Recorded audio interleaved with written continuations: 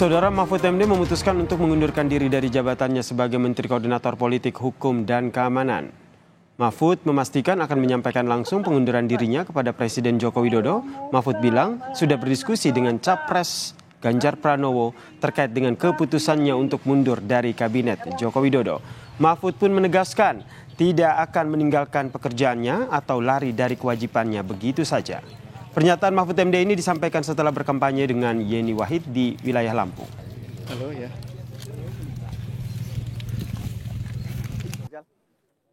Kami diberi tugas dan menerima tugas dengan saling menghormati, maka saya tidak akan tinggal gelanggang colong pelayu. Saya akan pamit baik-baik dan saya akan sampaikan surat ini begitu saya dijadwalkan diterima oleh Presiden. Presiden ada di luar Jakarta sampai Kamis, saya juga baru akan pulang ke Jakarta Kamis. Mudah-mudahan secepat kami tiba di Jakarta, secepat pula kami bisa bertemu. Resmi mengundurkan diri dari menterinya Joko Widodo, Mahfud MD menegaskan tidak akan lari dari kewajibannya, saudara. Mahfud pun menegaskan dengan sebuah peribahasa yaitu tinggal gelanggang colong pelayu nih. Kita bahas bersama dengan Guru Besar Psikologi Politik Universitas Indonesia terkait dengan Mahfud mundur. Apakah ini strategi atau etika? Kita sapa Profesor Hamdi Muluk yang telah bergabung bersama kami di Kompas Malam. Salam sehat, Prof. Salam sehat, Yasir. Selamat malam para pemirsa Kompas yang budiman. Jadi menurut Anda, Prof, sesuai dengan judul kita, Mahfud MD mundur ini apakah sebuah strategi karena merupakan cawapresnya Ganjar atau etika? Jadi kalau lihat tadi persoalan etik yang dikemukakan, tampaknya lebih mengemuka soal cara pengunduran diri tadi, bahwa beliau akan menyampaikan sendiri ke Presiden, tadi istilahnya keluar gelanggang apa tadi itu, itulah ya. Yang artinya tidak akan meninggalkan kewajiban begitu? Atau meninggalkan kewajiban dan bersikap kesatria gitu loh. Itu dimensi etik yang disampaikan, tapi sebenarnya yang ditangkap publik, yang dipersoalkan publik dalam dimensi etik lebih pada persoalan konflik of interest ketika orang itu capres dan juga berkampanye karena posisi sebagai pejabat negara yang mungkin rentan terhadap abuse of power, katakanlah begitu ya, karena jabatan itu melekat, walaupun di undang-undang kan diperbolehkan nyapres. Itu kan kalau nggak diperbolehkan berarti sudah mundur tadi kan. Dan juga bahkan berkampanye pejabat negara boleh, presiden, wakil presiden, menteri-menteri, dengan dua catatan di pasal 281 itu, Undang-Undang nomor 17 itu, bahwa tidak menggunakan fasilitas negara dan cuti di luar tanggungan gitu loh. Nah, orang kan bicara kalau etika pertimbangannya di atas hukum. Jadi ada nilai-nilai yang lebih tinggi yang dijunjung. Mungkin nilai-nilai konflik of interest gitu ya, kekhawatiran untuk menggunakan abuse of power. Nah, kalau dengan konsideran itu yang kita yang dimaksud, kenapa pertanyaan publik, kenapa tidak mundurnya pada waktu ditetapkan jadi cawapres dan atau paling tidak setelah masa kampanye dimulai, mungkin 3 November dulu misalnya. Bahwa ketika kampanye itu rentan dan beliau mundur. Kenapa harus menunggu lama sampai ini justru kampanye masih akan berakhir 10 hari lagi kira-kira. Gitu kan, tinggal masa tenang nanti 10 apa 11 gitu ya. Jadi menurut Anda ini harusnya kalau berbicara soal etik harusnya sejak dari awal ya. Tidak nih 10 hari jelang pencoblosan baru mengatakan mundur begitu. Betul. Karena nanti konsideran dari etik yang paling utama dalam konteks ini adalah tadi konflik of interest atau kekhawatiran akan penyelewengan kekuasaan negara, abuse of power gitu, karena beliau adalah pejabat negara selama berkampanye, itu yang lebih penting gitu loh untuk dijaga. Nah, kalau dia khawatir menjaga itu nggak bisa, mundurnya awal-awal. Nah ini kan kampanye tinggal 10 harian lagi.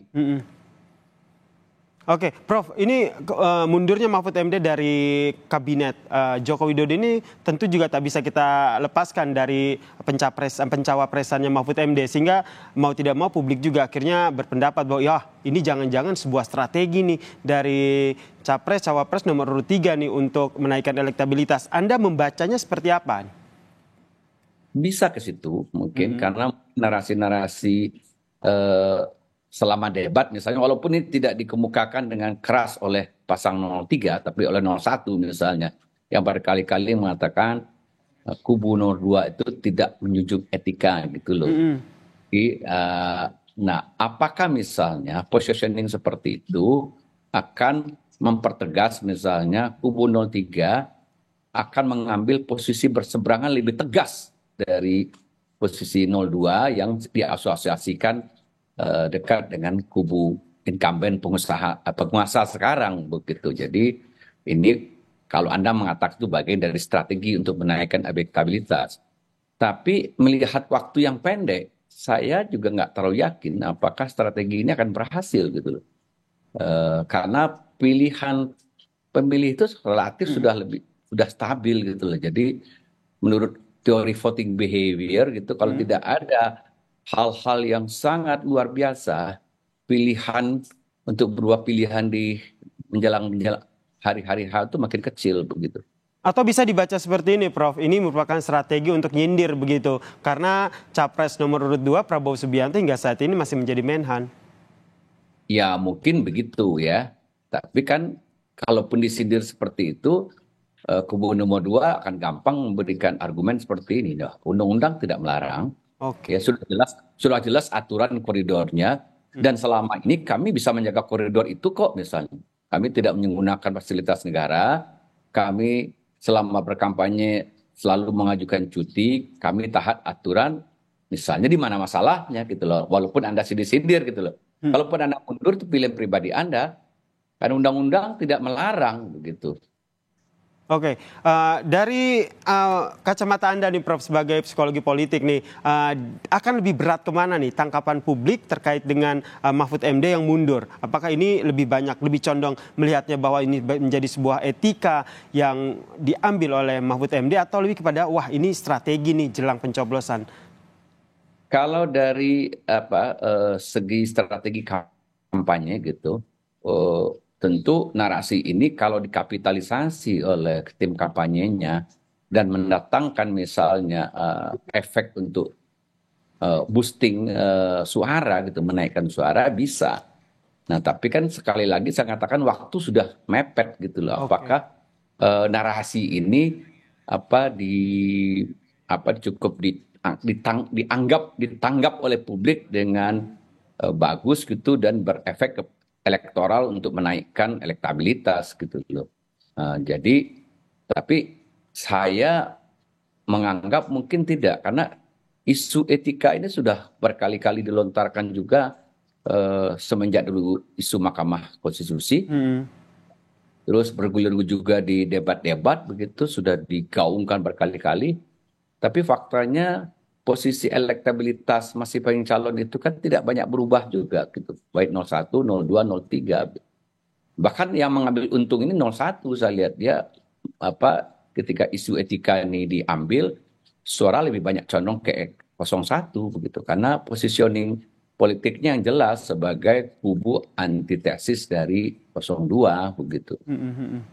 Oke, kita lihat nanti langkah politik apa. Tapi ini yang menjadi saya penasaran nih. Apakah dengan langkah mundurnya Mahfud ini juga menjadi sebuah tanda begitu hubungan antara Presiden Joko Widodo dengan PDIP maupun dengan Mahfud ini semakin jauh gitu?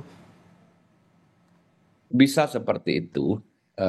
Tapi mungkin bagi publik tidak cukup dengan mundurnya seorang Mahfud gitu untuk menyimpulkan seperti yang Anda bilang tadi. Oke, gitu. terlalu jauh ya, oke. Baik. Terima kasih Guru Besar Psikologi Politik Universitas Indonesia Profesor Hamdi Muluk telah bergabung bersama kami di Kompas Malam. Salam sehat, Prof. Salam sehat.